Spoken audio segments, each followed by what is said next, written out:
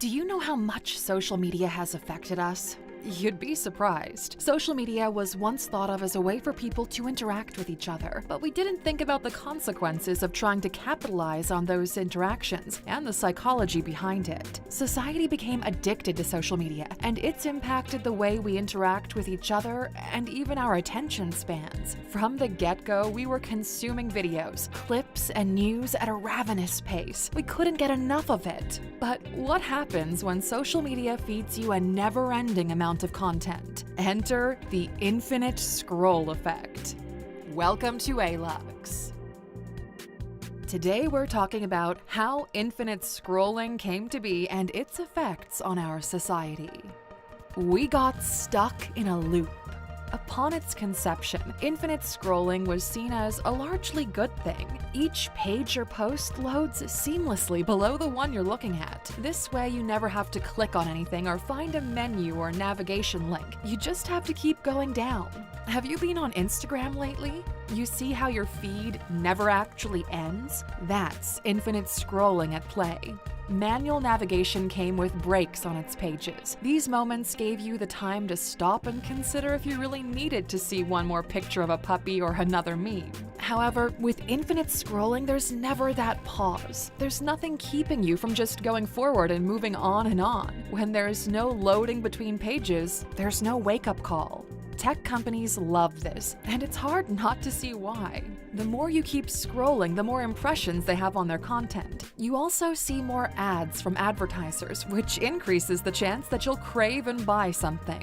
For tech companies, it's a win-win. For you, it's a lose-lose. You're figuratively and maybe even literally kept prisoner by your phone. I mean, think about it. What do you do first when you wake up? If you think about your phone, then you're already trapped. For many people, the first light they see in the morning isn't that of the sun or even a lamp in their room. It's the blue flash of their phone screens. And the moment you open Twitter or Instagram or any other social media that uses infinite scrolling, you're caught in a loop of finding out new stuff. You'll keep scrolling and scrolling, and before you know it, you've spent more than 20 minutes before you even got out of bed. And that is by design. Back in 2017, Instagram revealed that people under 25 spent on average more than 32 minutes per day on Instagram, with people older than that spending more than 24. Let's do some quick math here. Those 32 minutes per day become 3.7 hours in a week. Maybe that doesn't sound so bad, but if you look at it at a month, it's almost 15 hours. This means that in a year we spend around 180 hours just scrolling away on Instagram. And that was back in 2017. SimilarWeb did a similar study, no pun intended, back in 2018 and found that the number had gone up to 53 minutes. That's 6 hours a week, 24 hours a month, and almost 300 hours a year. To put things into perspective, the average person spends between 23 and 29 minutes per day in the restroom. So on average, we're spending more time scrolling social media than we do taking care of our basic hygiene. That's a sobering statistic. But the problem is that these infinite streams of content don't have a natural point where you can just jump out. They never stop, and a combination of psychological factors and evolutionary aspects just keeps us scrolling. There's that nagging feeling that there's something else to know, and if you don't continue scrolling, you'll be left out of the loop. There's also the effect of dopamine hits that we get when we see something funny. We want more and more, and infinite scrolling keeps giving that to us. And even if you hate the way things are, there's no escaping it. If you're trying to find something specific, you'll probably have to scroll for a while, and God help you if your feed updates while you're scrolling. There is no beginning, no end. It's just a giant Ouroboros, a serpent eating itself for all of eternity. Okay, we got a little bit heavy there, but we're not that far off from the truth. But it wasn't always intended to be such a disruptive system. At first, it was just a way to keep websites working continuously and with less breaks. Where it all began. Infinite scrolling was invented, or at least implemented and used, by Azra Raskin back in 2006. He used it for an aggregator app called Humanized Reader. This was exactly 5 weeks after Twitter was launched, just to give you a better time frame reference. From the get-go, Raskin was in talks with Google about the technology, which saw the tech giant implement it on their Google Reader on September 29th of the same year. But very soon, others followed. Microsoft implemented it on their Bing search engine for the live search image function. Flickr did so with their now-scrapped Flickr River site around 2007, as well as an Australian social network called Soup.io in 2008. However, since the technology required JavaScript, which was not available for phones at the time, it took some time to really take off. For instance, Twitter didn't pay much attention to it because their core audience was on mobile devices, but things quickly started to pick up. Tumblr jumped in 2009, followed by Google Images, Facebook, and Twitter in 2010.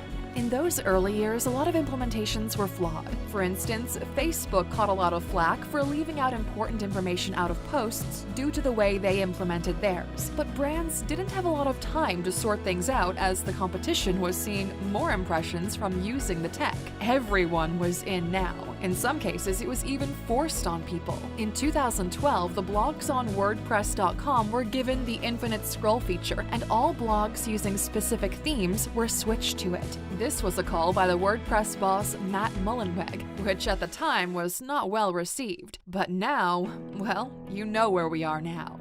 Pretty much any social media website can take advantage of keeping you hooked using infinite scrolling in some form. YouTube and Instagram are particularly guilty of this. Raskin himself has gone on record to admit that he regrets about how the technology has been abused in the hands of big tech companies. He feels they've exploited the addictive nature of this feature, and he's not wrong. But just how bad is infinite scrolling really?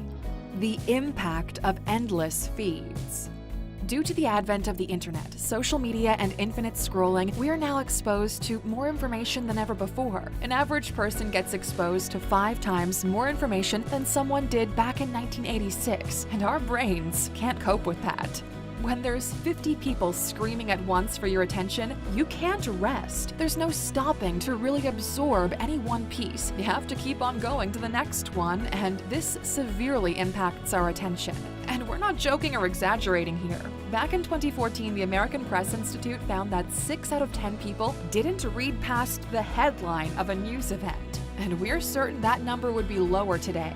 In the same report, it was mentioned that around 73% of Americans expressed feeling overloaded by the amount of information they were getting from their devices and media. A study by the American Psychological Association in 2011 reported that overusage of technology was harming our brain's ability to process emotions. More people than ever are expressing feelings of anxiety, depression, or even suicidal ideation after the rise of smartphones, and it's all connected to these never-ending feeds. Do you know what FOMO is? The New York Times described FOMO as a blend of anxiety, inadequacy, and irritation caused by skimming through social media. As you scroll on and on, you keep seeing these pictures of happy people and fancy cars, and you start to feel worse about yourself. You feel like you're missing out, hence the name FOMO, or fear of missing out. Even if the rational side of your brain understands that these are just glimpses into the lives of strangers, the emotional side of you can't help but feeling left out. Some people are so addicted to social media that they even feel their phone vibrate or ring when it hasn't. This phenomenon is called phantom vibration syndrome. We stopped allowing ourselves to just be bored. It's like being bored is some kind of crime these days. To quote the American comedian Bo Burnham in his song Welcome to the Internet, apathy is a tragedy and boredom is a crime. Anything and everything all of the time. That's the internet for you, and that's infinite scrolling at play. You have the world in your palm, and we are so addicted we can't even allow ourselves a second of boredom.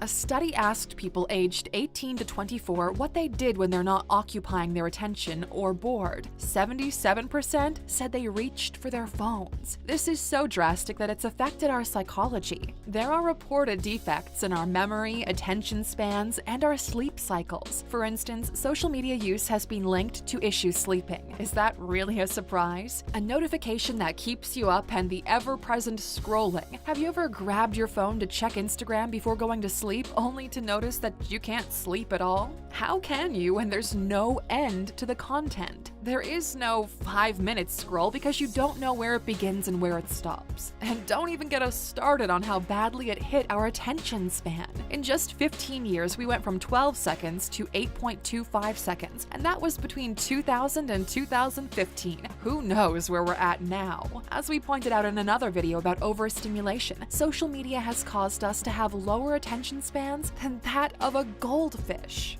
These constant streams of data have made it more difficult for us to filter out irrelevant information and make it so we can't stay focused on one thing at a time. Another effect of infinite scrolling is apathy. When you absorb so much information, so many events, you stop caring so much about the little things. Events in your own life seem uninteresting or small by comparison, and it's understandable. You're comparing yourself and your life to the lives of others, fed to you in an endless stream. Who could compete with an infinite number of pictures of happy moments? Life isn't like that. It's not real. But our emotional brain can't understand that. Infinite scrolling was devised as a solution to a problem that never really existed, and now it's caused us a lot of damage that we probably won't fully understand until much later. Social media definitely has its uses, and there's a lot of good that can be derived from it, but corporations have abused psychological tactics to keep us hooked, and we need to be careful with the way we engage with it. So for today, maybe drop the phone, or at least stop scrolling for a second, and at the risk of sounding like old parents, take a breather and go outside. Your brain will thank you. And as for a curious fact about scrolling, while there isn't any scientific or mathematical research on how much we scroll, in terms of distance, there have been some estimations. Some researchers have estimated that the average scroll depth of a person in a week, which is the term used for scrolling distance, is the equivalent of the height of the Burj Khalifa, and in 1 year, the height of Mount Everest. Sounds like our fingers are doing a lot of walking. That's it for today, Aluxers. If you want to continue the conversation, please share your thoughts with us in the comment section below. We always love seeing your input. And if you know someone that never stops scrolling on social media, maybe share this video with them. It might just help them to snap out of it. Thank you for watching this video, Aluxer. If you found it valuable, consider subscribing to our channel and joining our awesome community. And if you're still hungry for more, we handpicked this video for you to watch next. Or head over to our website for more amazing content. See you tomorrow.